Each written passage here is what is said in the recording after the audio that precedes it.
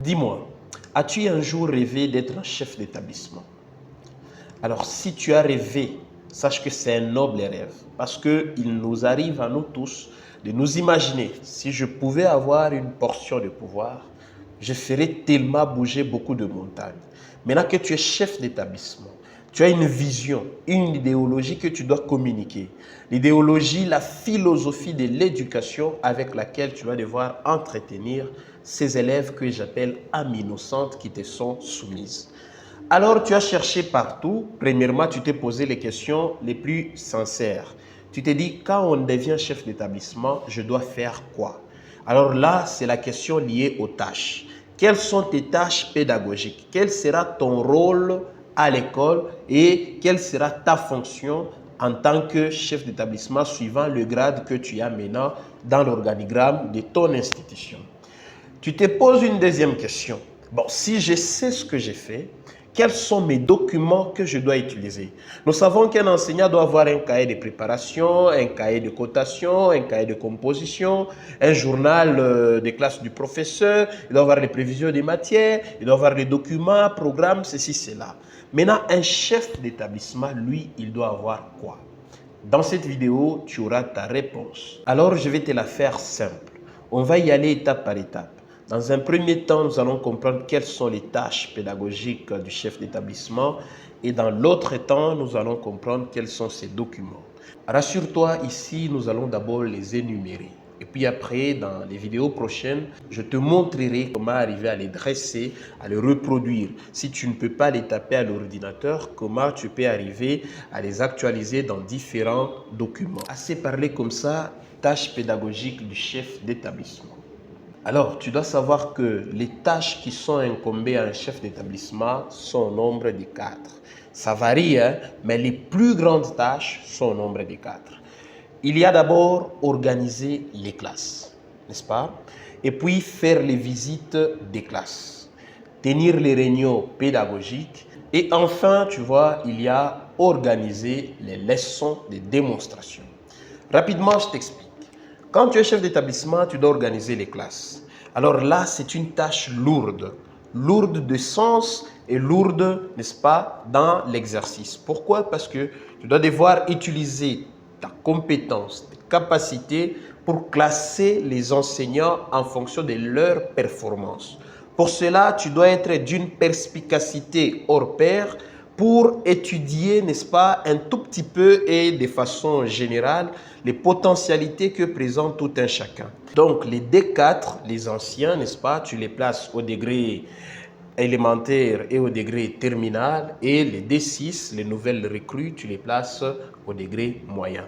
Tu verras avec l'expertise, l'expérience, ainsi que les capacités des anciens, vous allez avoir la classe de qualité au degré moyen. C'est un peu cela, ça c'est ta première tâche, organiser les classes. En d'autres termes, savoir affecter les enseignants. Comme je t'ai dit, il y a des degrés ici, des degrés là-bas, et comment tu peux arriver à les classer. Alors, passons à ta deuxième tâche. Tu sais, les enseignants, vous qui me suivez dans cette vidéo, évitez de vous plaindre. Quand on te visite une fois, deuxième fois, une énième fois, il ne faut pas dire que le chef est en train de te cibler ou est en train de te viser pour te faire chuter. Non. D'ailleurs, on a toujours dit, un travail sans vérification n'est pas un bon travail. Il faudra toujours à un moment donné revenir à l'autocritique, ainsi de suite. Alors, le chef qui fait ça, il est géré par les inspecteurs, n'est-ce pas? Quand les inspecteurs viennent, il y a un nombre imparti au chef d'établissement pour faire des visites des classes. Admettons un peu pour un premier trimestre à l'école primaire, un chef de classe, un chef d'établissement, voulais-je dire, n'a fait que 3 visites. Il sera mal coté. Alors, ayez des attitudes positives pour recevoir les chefs d'établissement, n'est-ce pas, dans vos milieux, dans vos classes. Il ne faudrait pas afficher des hostilités envers eux ou bien tenir des attitudes qui les repoussent. Non. Alors, les visites des classes ici, chef d'établissement, comment vous allez les organiser? D'abord, si tu es nouvellement recruté, tu dois savoir qu'il y a visite éclair et visite proprement dite. Visite éclair, c'est par exemple, tu passes le long des fenêtres, Tu écoutes ce que les enseignants disent aux élèves, comment ils s'y prennent, quelles sont les méthodes. Tu observes un peu s'il y en a qui s'amusent, ainsi de suite. Ça te permet d'avoir, n'est-ce pas, une vue générale de comment tes personnels sont en train de travailler. Maintenant, tu peux être en train de passer, tu entends un enseignant dire des choses invraisemblables. Alors là, ça peut t'aider à organiser le point de visite. Je l'ai entendu dire ça. Quand je vais les visiter prochainement, voici comment, sur le point, les points sur lesquels je vais devoir le suivre. Et donc, tu vois, les visites éclairs, c'est pas que tu entres en classe, tu t'assois derrière et tu commences à attendre, côté la leçon et essayer de participer, quoi. Tu vois tout ça, ça c'est la visite proprement dite. Alors, tu dois faire d'abord des visites éclairs. En même temps, ça te permet aussi d'avoir, comme je viens de le dire, un aperçu général de comment prestent tes personnels. Et puis après, tu vois, tu vas revenir pour faire maintenant des visites et accompagner chacun en fonction des erreurs qu'il présente. Une fois de plus, tu vois que quand tu commences à faire ça, un chef d'établissement doit être placé à un niveau très élevé. C'est pourquoi ce métier n'est pas donné à n'importe qui. Il est donné aux gens les plus doués, les plus expérimentés, qui peuvent, en l'espace de quelques jours, n'est-ce pas, visiter presque tous les enseignants et avoir un mode opératoire de tout un chacun. Tu dois aussi savoir que les visites des classes t'amènent à vérifier de près si les enseignants sont en train de donner ce que le programme a prévu, s'ils sont en train vraiment de faire bien leur travail, n'est-ce pas? Et c'est très important. Alors, chers enseignants, comme je l'ai dit, il ne faut pas étouffer nos chefs d'établissement dans les milieux scolaires. Il faut les accompagner et il faut se montrer aussi coopérants quant à leur mission. Troisième tâche, les réunions pédagogiques. En fait, tu sais, c'est pour beaucoup de raisons qu'on fait des réunions pédagogiques. Mais avant ça, tu dois savoir, comme il s'agit de tes tâches, un chef d'établissement doit au moins faire une réunion par semaine. En moyenne, une réunion par semaine en dehors des heures de cours. Tu dois prévoir. Et tu verras, vers la fin de l'année, tu auras au moins 30 réunions. Et tu seras coté les plus meilleurs chefs d'établissement qui puissent exister. Maintenant, aux côtés de ça, pourquoi les réunions pédagogiques? Tu vois, quand tu as fait des visites des classes, tu as eu ces aperçus généraux de tout un chacun. Et puis après, tu dois maintenant intervenir un peu pour les entraider. Vous allez évoquer différents points. Vous allez parler de la pédagogie, les méthodes utilisées par certains enseignants. Vous allez parler aussi de nouveautés. Peut-être certains enseignants sont toujours dans des trucs déjà tombés en désuétude. Alors, le but de ces réunions, c'est de se remémorer un peu et aussi s'actualiser dans le but d'informer les enseignants sur différentes nouveautés, différentes actualités et aussi les meilleures manières, n'est-ce pas, d'organiser les choses. Et en même temps, vous allez aussi profiter pour faire des communications sur des cellules de base, comment les enseignants doivent coopérer. En fait, les réunions pédagogiques ont pour mission de suivre la pédagogie de près, que tout un chacun contribue. C'est au cours de ces réunions où les enseignants aussi donnent un peu les difficultés qu'ils rencontrent vis-à-vis des élèves qu'ils encadrent. C'est dans ces réunions où on peut proposer un mode d'accompagnement pour ces élèves qui ne s'adaptent pas. C'est dans ces réunions où on peut finalement faire beaucoup de choses. Alors, si tu as remarqué aussi des choses qui ne vont pas, comme j'ai dit, tu pars faire une visite, il y a les enseignants qui te boudent, il y en a qui ne veulent pas marcher, naviguer avec vous, qui rament à contre-courant. C'est lors de ces réunions où on invite les gens, n'est-ce pas, à la bonne conscience et aussi au bon travail, au bon engagement, au dévouement en fait, et de comprendre aussi qu'ils doivent évoluer ensemble. Finalement, c'est un peu cela que tu dois faire chaque fois que tu auras des réunions pédagogiques. Alors, si tu as du mal à faire des réunions pédagogiques ou si tu te dis je suis nouvellement installé comme chef d'établissement et je ne sais pas par où commencer, vois-moi dans les commentaires, je vais t'aider. Et vous autres enseignants, dites-nous un peu dans les commentaires comment chez vous se déroulent les réunions pédagogiques pour aider, nous entraider, n'est-ce pas? Aider aussi les autres qui ne se retrouvent pas. Comme ça, quand on lira ton commentaire, ça permettra aux uns et aux autres de se retrouver et d'aller un peu rapidement. Passons à la quatrième tâche, quatrième fonction, quatrième rôle, n'est-ce pas, du chef d'établissement. On a dit c'est organiser les leçons de démonstration. Alors là, c'est beaucoup plus pour les enseignants qui ont du mal à s'adapter. Parce que imagine nos frères qui viennent de décrocher leur diplôme, qui ont envie aussi d'œuvrer avec nous dans notre métier d'enseignement. Alors, ils sont en train de balbutier sur quelques méthodes. Alors, ils papillonnent ici, papillonnent là-bas. Le meilleur moyen de les aider, c'est d'organiser pour eux ces leçons de démonstration.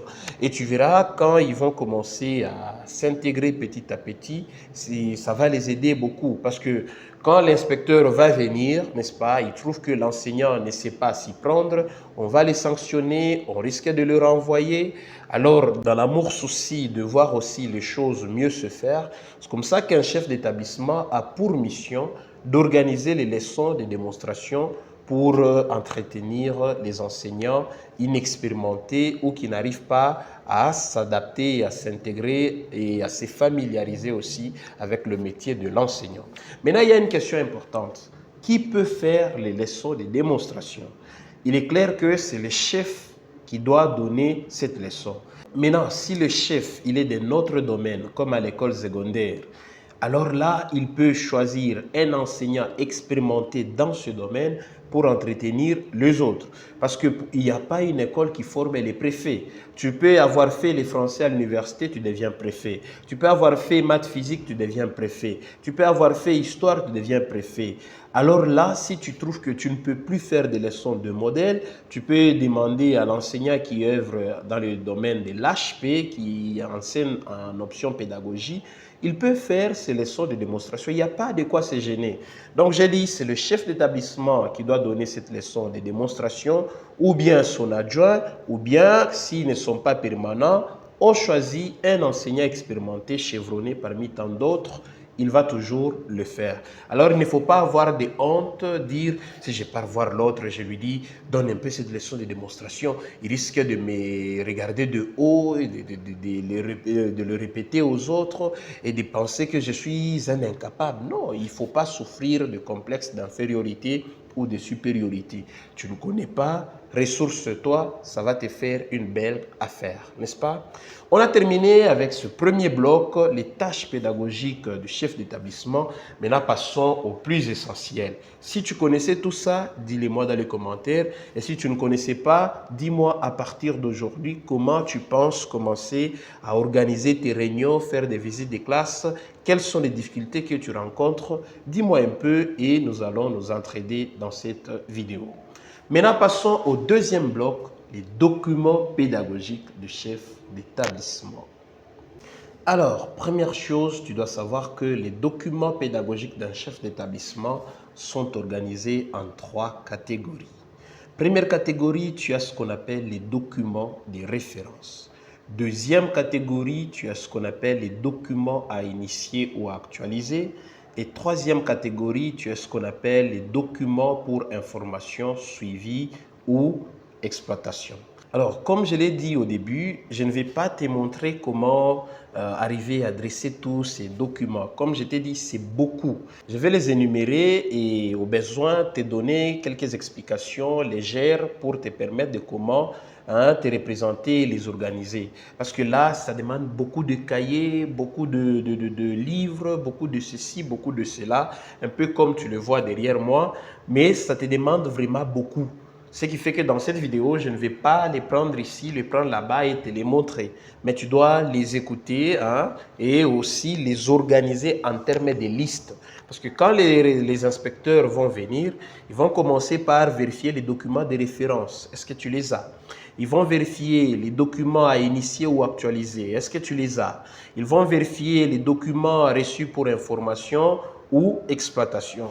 Alors, tu dois devoir ranger d'abord comme ça. Et puis après, dans chaque catégorie, il y a un type de document que tu dois avoir.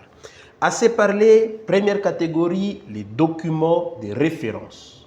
Nous allons d'abord les citer rapidement. Tu as ce qu'on appelle les programmes. Un enseignant, un chef d'établissement doit avoir tous les programmes de tous les cours qui sont enseignés dans son institution. Si tu as l'école secondaire, tu dois avoir les programmes de toutes les options qui sont organisées et entretenues dans ton institution. En dehors de programmes, n'est-ce pas, de cours, tu dois aussi avoir ce qu'on appelle les recueils des instructions ou des directives officielles. Parce qu'il y a des comportements un peu qui nous surprennent en milieu scolaire et tu dois savoir ce que la loi a déjà prévu quant à ce, n'est-ce pas? En dehors de ça, tu dois aussi avoir la revue éducateur. Tu vois, cette revue, tu peux la trouver à Saint-Paul, ici chez nous. Je ne sais pas là où tu me suis, mais tu peux chercher dans des bibliothèques, dans des librairies. Tu peux trouver et chercher la revue éducateur. Alors dans cette revue, il y a tout un tas de choses qui te montrent comment accompagner les enseignants, comment organiser les activités, comment s'entretenir avec eux, comment arriver à installer un système.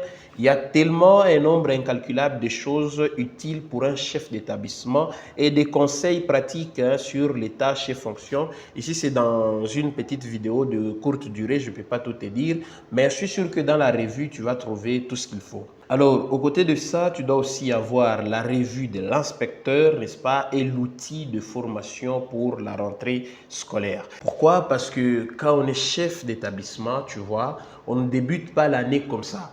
Tu dis, ah, les enseignants savent qu'ils vont venir, c'est la rentrée, ils viennent. Non, la rentrée est toujours organisée. C'est au cours de la rentrée où tu vas devoir t'entretenir avec les enseignants sur les attributions du cours. Rappelle-toi, dans les tâches du chef d'établissement, je t'ai dit, il faut savoir organiser les classes, c'est-à-dire affecter les enseignants, leur attribuer aussi de cours. Alors, pour cela, c'est au cours de la réunion de la rentrée que tout cela doit se passer. Toi, tu vas devoir travailler un peu plus tôt sur les attributions de cours de tout un chacun. Et puis, le jour de la rentrée, tu vas faire la communication. Donc, le jour de la réunion de la rentrée. La réunion de la rentrée, généralement, est toujours organisée à une semaine avant la rentrée des classes, la rentrée de cours, la rentrée scolaire, n'est-ce pas? Alors, j'espère que ces informations te seront utiles, surtout si tu as la revue de l'inspecteur ou l'outil de formation sur la rentrée scolaire. Et là aussi, dans cette revue, on va te montrer comment on arrive à communiquer certaines choses, par exemple liées au programme, c'est au cours de cette réunion que vous allez vous départir sur les horaires de cours, ainsi de suite. Donc, tu vois, ça se passe avant la rentrée. C'est pourquoi dans les écoles de renom, vous verrez, les premiers jours, quand les élèves partent à l'école, ils ont même étudié. Et les élèves savent que nous, chez nous, on débute. Dans les autres institutions, vous ne vous adaptez pas, peut-être parce que vous ne faites pas ça. Alors, si tu veux être un chef d'établissement irréprochable, il faut commencer avec ça. Je sais aussi des fois que ce sont les enfants qui nous font défaut, parce que vous pouvez y arriver aussi comme ça le premier jour, il n'y a pas d'élèves. Et vous allez chômer. Deuxième jour, il n'y en a pas. Troisième jour, tu as un élève. Et puis après, je sais que c'est un peu départagé. Alors, nous devons seulement nous forcer de faire ça avant la rentrée scolaire pour un bon déroulement de l'année. En dehors de ça, tu dois aussi avoir la loi cadre de l'enseignement numéro 14/0014 du 11 février 2014. Elle est importante parce qu'il y a beaucoup de dispositions là-bas qui fixent, n'est-ce pas, les différents mouvements des institutions scolaires. C'est dans cette loi où il y a des choses qui sont proscrites chez les enseignants, chez les chefs d'établissement, chez les élèves. C'est dans cette loi où on parle de beaucoup de choses. Il y a des textes de référence, par exemple sur l'organisation du gouvernement scolaire des élèves, sur l'organisation de comités des parents dans votre institution. C'est dans cette loi où vous trouvez le port de l'uniforme bleu, n'est-ce pas? C'est dans bleu-blanc, voulais-je dire, c'est dans cette loi où vous trouvez en fait beaucoup de choses. Alors, un chef d'établissement, si tu veux te renseigner sur comment fonctionne une école, tu dois aussi avoir la loi cadre de l'enseignement. Deuxième catégorie, je t'ai dit les documents à initier ou à actualiser. Tu dois savoir que ce qu'on appelle initier, ce sont des documents que tu vas devoir commencer à renouveler chaque année.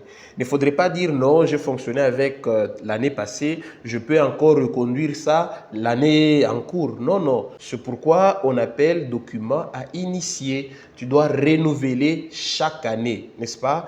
Alors, c'est beaucoup de documents, nous allons les énumérer rapidement. Premièrement, tu as ce qu'on appelle le plan d'opération ou d'activité. Le plan d'opération ou d'activité, c'est les plans que tu vas devoir monter pendant les grandes vacances ou bien en début de l'année. C'est dans ce plan où tu auras, n'est-ce pas, une vue d'ensemble de tes activités. Tu vas devoir te dire, j'organise par exemple les réunions pédagogiques en de tels moments, j'organise par exemple des visites de classe en de tels moments, je fais par exemple des visites éclair en de tels moments. C'est pourquoi son intitulé est important, plan d'opération ou d'activité. Opération, c'est le mouvement, activité, c'est ce que tu fais. Alors, tu vas devoir les aligner parce que quand les inspecteurs arrivent, ils commencent par ça, ton plan d'opération ou d'activité. Comme je t'ai dit, nous n'allons pas le montrer ici, mais si tu as du mal vraiment à te situer, rejoins-moi dans les commentaires, je vais te montrer comment arriver à faire ça. Deuxième document, tu dois avoir les prévisions des matières. Alors tu vois, c'est important d'avoir les prévisions des matières. Pourquoi? Parce que quand tu vas devoir faire des visites éclairs pour savoir suivre si l'enseignant a avancé ou s'il est en train de s'amuser ou s'il est en train de reculer, c'est avec la prévision des matières. Donc, quand tu veux aller visiter un enseignant, parmi les documents qui doivent t'accompagner, tu peux prendre aussi la prévision des matières. Et tu te dis, ah, l'enseignant ici, il est en retard. Il enseigne par exemple sur les périodes en histoire alors que nous sommes au mois de janvier. Nous savons que les périodes en histoire, c'est en début de l'année, n'est-ce pas? Et donc, ça te permet de voir si les enseignants sont en retard ou s'ils sont en avance ou s'ils sont en train d'évoluer vraiment avec le calendrier scolaire. Troisième document dans cette deuxième catégorie de documents à initier ou actualiser, tu as aussi ce qu'on appelle les attributions de cours. Je t'ai expliqué ce que ça veut dire, n'est-ce pas? Ce sont les titres, les intitulés de cours avec les enseignants qui vont devoir les transmettre ou les communiquer aux élèves. Alors, tu dois avoir ces attributions. Ça te permet de suivre de près. Par exemple, l'inspecteur peut venir, tu as ça sur ta table. Tel enseignant, vous le connaissez? Oui, il donne quel cours? Tu ne sais pas répondre. N'est-ce pas? Alors, tu dois avoir ces attributions sur la table et en image aussi, un aperçu pour que quand on va dire tel enseignant, tu te retrouves déjà dans ton tableau, tu te dis, ah, lui, il donne tel cours. C'est important. En dehors de ça, tu dois avoir aussi les horaires de cours. Tu vois l'horaire, une fois qu'il est communiqué, une fois qu'il est définitif, c'est toi qui dois les garder pour te permettre de faire aisément les visites éclairs. Aux côtés de ça, tu dois aussi avoir la liste des manuels que tu as dans ton institution. Alors, tous les livres, tout le cours, tout ce qui est utilisé comme matériel didactique, ça doit être aligné quelque part et tu dois les garder soigneusement. Tu vois un peu, ce sont des choses qui vont devoir t'accompagner toute ta vie scolaire au cours de l'année où tu es chef d'établissement. Aux côtés de ça, tu dois aussi avoir les sujets des devoirs, n'est-ce pas, ainsi que les questions que les enseignants vont poser. Et donc, chaque fois qu'il y a interro, qu'il y a examen, tu vois les grands moments là-bas, surtout à l'école primaire, il y a la période d'interro, la période des examens, surtout à la période de ces grands moments, tu dois avoir tous ces documents. Tu dois savoir que l'enseignant a évalué sur quel point, et puis après, les questions, il a posé combien de questions. Tu dois avoir un peu tout ça dans ton aperçu des activités que tu dois devoir effectuer. C'est pourquoi dans un bureau d'un chef d'établissement, il ne doit pas manquer des armoires, n'est-ce pas, des étagères, des armoires. Il doit y avoir beaucoup de choses. Et puis après, quand c'est la période des examens, on a présenté les examens, toutes les feuilles récupérées doivent être installées au bureau, dans les bureaux du chef d'établissement. Dites-moi un peu dans les commentaires, jusque-là ça passe ou bien tu as peur d'être un chef d'établissement parce que tu te dis « Ah non, c'est trop, trop. » Comment tu trouves? Ça te tente toujours d'être un chef d'établissement ou bien ton rêve commence à se disséquer à 1000 morceaux et à te laisser? Alors, on continue avec les autres documents. Tu vois, le chef d'établissement doit aussi avoir les rapports des cellules de base, n'est-ce pas? Les cellules de base, les enseignants doivent se regrouper en fonction de domaines ou de cours à tronc commun et commencer à discuter sur des méthodes, les nouveautés, les innovations aussi, histoire de faire, n'est-ce pas, un bon fonctionnement dans ton institution. Et surtout, pour des classes aussi parallèles, les enseignants qui enseignent dans ces classes doivent se mettre aussi ensemble. Tu dois aussi avoir les rapports des réunions pédagogiques, n'est-ce pas? Comme je t'ai dit dans les tâches du chef d'établissement, quand tu tiens des réunions, il faut qu'il y ait toujours un secrétaire. Et le rapport, le compte-rendu, le PV de la réunion, n'est-ce pas, pédagogique que tu as organisée, le rapport là, tu dois toujours l'avoir. Tu vois qu'il y a beaucoup de choses de chef d'établissement. Tu dois aussi avoir les rapports de conseil des enseignants, n'est-ce pas, comme ils se réunissent. Tu peux organiser des groupes, par exemple, de séances de formation, comme je l'ai fait et comme on nous faisait faire aussi. Tu peux appeler un inspecteur pour venir entretenir les enseignants sur la déontologie, leurs droits. Alors, tu vois, c'est ce qu'on appelle des conseils. Et puis après, tu dois aussi avoir ces rapports. On s'est entretenu sur quoi, qu'est-ce qui s'est passé, qui a participé. Au côté de ça, tu dois aussi avoir les rapports de contrôle des documents pédagogiques. Tu vois, quand tu fais des visites des classes, toutes les failles que tu vas repérer, tous les conseils que tu vas donner, tu vas devoir les noter quelque part. Et puis, chaque rapport, après, par exemple, aujourd'hui, tu as visité 3 enseignants, rapport. Tu as visité tel jour combien d'enseignants, rapport. Et ces rapports, c'est comme je t'ai dit, quand les inspecteurs vont arriver, ils vont te demander ça. C'est là où on va regarder, tu as fait combien de visites des classes au cours du premier trimestre et au cours de l'année, c'est ce qui fera qu'on te juge soit meilleur, soit, n'est-ce pas, un débutant ou un amateur. Il y a aussi beaucoup de rapports que tu dois devoir déposer, parmi lesquels il y a aussi les rapports des leçons de démonstration, n'est-ce pas, pour aider les enseignants débutants, les enseignants inexpérimentés ou encore ceux-là qui ne se retrouvent pas. Tu dois aussi avoir les rapports des formations des enseignants sous-qualifiés. Ici, un enseignant sous-qualifié, ce n'est pas un enseignant intelligent, non. On peut parler par exemple des enseignants agrégés, n'est-ce pas? Quelqu'un a fait la mécanique et il a terminé en mécanique, il n'a jamais fait la pédagogie, il ne sait pas enseigner, il ne sait pas concevoir des leçons, il ne sait pas faire des fiches, vraiment il ne sait pas entretenir les documents pédagogiques d'un enseignant. C'est à ce moment qu'on fait des séances de formation pour les sous-qualifiés. Donc ici, sous-qualifié, ce n'est pas une insulte ou un dénigrement, mais c'est juste pour dire vous n'avez pas fait les sciences pédagogiques. Vous n'en avez pas fait, par exemple, l'ISP ici chez nous à RDC. Et c'est pour cela que vous avez besoin de faire cette formation pour vous entretenir sur comment préparer les documents ou les entretenir les documents pédagogiques d'un enseignant. Et aux côtés de ça, il y a aussi les rapports de formation continue des enseignants. Parce qu'un enseignant, ça s'actualise chaque jour. Alors pour ça, dans des réunions que tu vas devoir organiser, il faudra à chaque fois des rapports ici, des rapports là-bas. Ça te permet vraiment de contrôler les activités de ton institution sans souci aucun. Tu dois aussi avoir les cahiers des réunions pédagogiques. Tu vois, tu dois faire des réunions pédagogiques, mais tu vas devoir préparer ça où?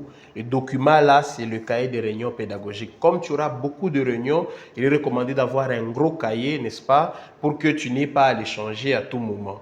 Et ces réunions, quand elles sont concentrées quelque part, ça te permet de suivre même toi-même de près comment tu as fait tes activités tout au long d'un trimestre, du second semestre ou de l'année. Alors, tu dois avoir ce cahier. En dehors de ce cahier de réunions pédagogiques, tu dois aussi avoir une farde ou un carnet dans lequel tu ranges, n'est-ce pas, toutes les feuilles des visites des classes. C'est un peu cela, les documents de cette deuxième catégorie des documents à initialiser ou à actualiser. Alors, troisième catégorie, tu as ce qu'on appelle les documents reçus pour information ou suivi ou exploitation.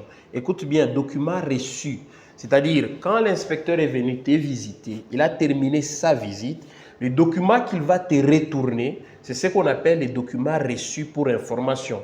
Information peut-être quand il vient constater la viabilité de l'école, la viabilité d'une telle ou telle autre option, voulais-je dire.